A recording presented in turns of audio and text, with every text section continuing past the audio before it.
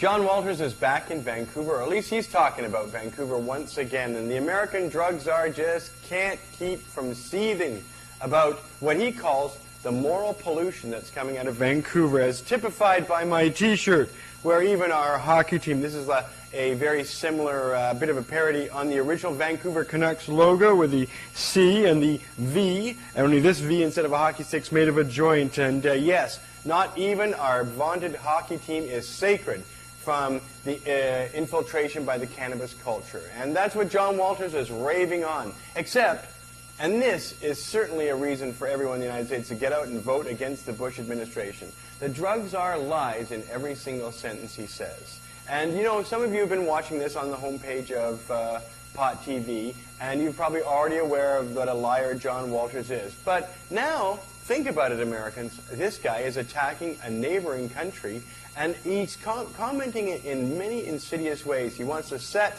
I think, Canadians and Americans up for a potential invasion or incursion or kind of interference into the affairs going on specifically here in Vancouver, where we're seeing cannabis sold in shops now, 8 to 10 varieties sold at Dakine at 1018 Commercial Drive, an incredible thing going on right now here in Vancouver. And John Walters is on top of it. The DEA, by the way, and the State Department have subscriptions to cannabis culture. I presume they're even possibly watching this very program with me speaking to you. And so they know what's going on. They know revolutionary things are afoot, that in the Canadian Parliament this fall, there'll be a new bill to, quote, decriminalize marijuana, which we hope to have a very positive impact on and somehow get legislated a legal point of sale or distribution. And these things are happening in a neighborhood near Mr. Walters. Now, he calls the marijuana industry of British Columbia moral pollution. When he says that, he ignores the fact that the United States is the principally largest polluter of real pollutants in the world and has gotten much worse since the George Bush administration had taken over in the year 2001. America is calling Vancouver something it's not. And I want you to watch these phrases by John Walters, and then I have a rebuttal to each one of them. It's an environmental problem. If you allow environmental pollutants and destruction to exist in one place, they seep into the contiguous areas. The pollution the White House drug czar is talking about is pot, highly potent BC bud from Canada. There it is. The cannabis culture is an environmental pollutant to be destroyed and expunged like some kind of disease or cancer. And he later comments, John Walters, that they don't want to interrupt the free flow of commerce and goods to Canada, but they will if they have to. So here they are threatening a sovereign country. The U.S., the Bush administration's representative is clearly going out of his way in the context of this news item to be interviewed by the Canadian media to direct a message towards Canadians through their media that basically says you are responsible for what Colombia is doing to America, which is sending their cocaine to Americans who want to pay money for it. So we will destroy Colombia through spraying and invasion and plan Colombia. As Loretta Knoll, who will be leaving for Colombia in a few days, will be reporting back through Pot TV as an eyewitness for peace in Colombia to show what the American government through the Bush administration is doing in Plan Colombia. Well, they're setting people up in Canada for the same kind of response when you listen to John Walters talk about moral pollution. If you allow environmental pollution and destruction to exist in one place, they seep into surrounding areas. What he's really frightened of, though, is not the free flow of commerce or goods, because, after all, John Walters does not threaten Mexico, who send 10 to 12 times more marijuana to the United States than Canada does. But what, in fact, he is frightened of is if this social experiment that's happening right now in Vancouver, where you've got Dakine restaurants selling 10 kinds of marijuana, 3 kinds of hash, and the police do not mind, where people seem to accept it in the community, where peace and good attitude reign, and all these things are a direct threat to the ideology of the Bush administration that adamantly believes against all facts that these things are both workable and good. They hate the cannabis culture. They're rounding up hundreds of thousands of people in the United States who are drug users because these are the ideological opponents of the Bush administration. And once you felonize someone, put them in jail, and destroy their will to resist and take away their voting rights, you've pretty well negated them as a human being. And so we're not human beings to John Walters. We're environmental pollution to be destroyed.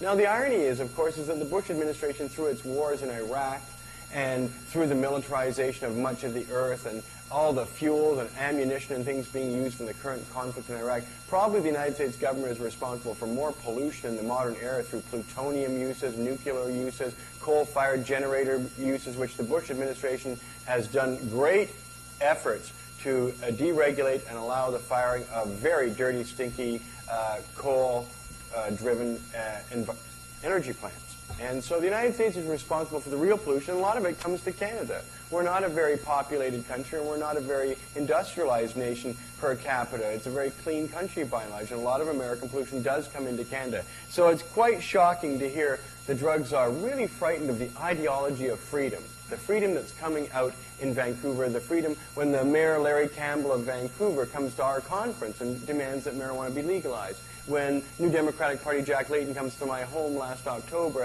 and is now in Parliament sitting in the front rows in our government, and he advocates a legal environment for marijuana. These people are in positions of power and are being influenced by the Vancouver environment and the Vancouver intellectual attitudes that are coming out of Vancouver. So what we think of as an enlightenment and advancement, he's referring to as the epicenter of this moral pollution that must be destroyed. Listen further. We don't want to restrict the free flow of commerce more than is absolutely necessary. But John Walters says the U.S. is being left with no choice but to crack down at the border because of the Canadian government's attitude. When you relax the penalties, when you act as if you're more tolerant and acceptance of drug use, you get more drug use. It's just you can't sell the opposite to that anymore. And if you try to pretend that you're going to do that, I think you have to be seriously engaged in self-delusion. More than just Ottawa's proposal to decriminalize possession, Walters is concerned about lenient sentences handed to Canadian traffickers. A fact he says Canadians should worry about too, given a spike in drug-related violence, whether it involves bikers in Quebec or Asian gangs in BC. People from other parts of the world will come to where there is less risk to engage in the business of drug trafficking and addiction and the violence that's involved with that. And nowhere is the issue more front and center than Vancouver. Walters says it's no coincidence the city that turns a blind eye to toking up also has one of the worst heroin problems in the modern world. Everything John Walters said in that statement is incorrect. He says when you relax the penalties and you act more tolerant, you have acceptance of drug use. You get more drug use. That has not been shown to be the case in Canada or in Holland. But even if it was, after all, as advocates, I want more marijuana use. So, indeed, I believe a legal environment probably would produce more marijuana use, and we want that.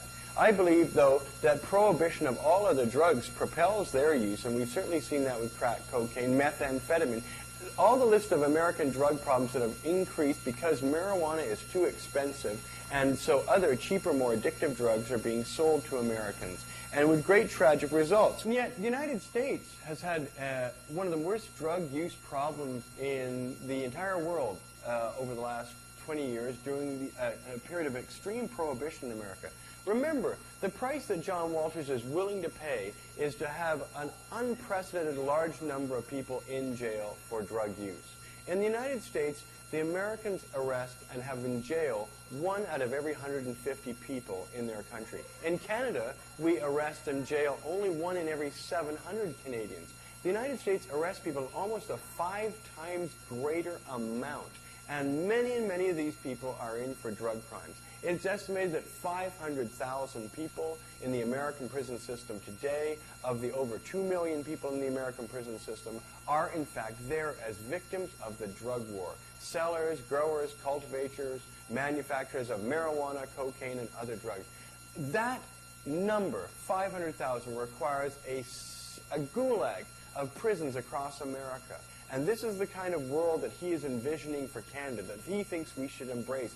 And furthermore, if we don't embrace it, because remember, if you pretend that legalization will bring bad results, you have to be seriously engaged in self-delusion. So here he's saying there's moral pollution coming from our environment. Everyone here who disagrees with him is indulged in self-delusion. So we cannot be taken seriously, he's saying, even if we're dealing with facts and records, even though the deaths from overdoses in Vancouver is at an all-time low. And of course, a further error is made in his statement coming up about heroin use, because the safe injection site in Vancouver has been terrific for cutting down the number of fatalities associated with heroin drug use. So let's listen to him more.